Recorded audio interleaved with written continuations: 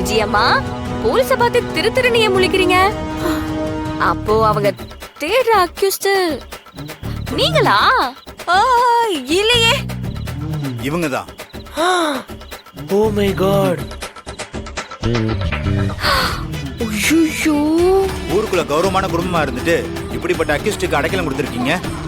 ஐயோ சார், இவங்க கிரிமினல்னு எங்களுக்கு தெரியாது சார்.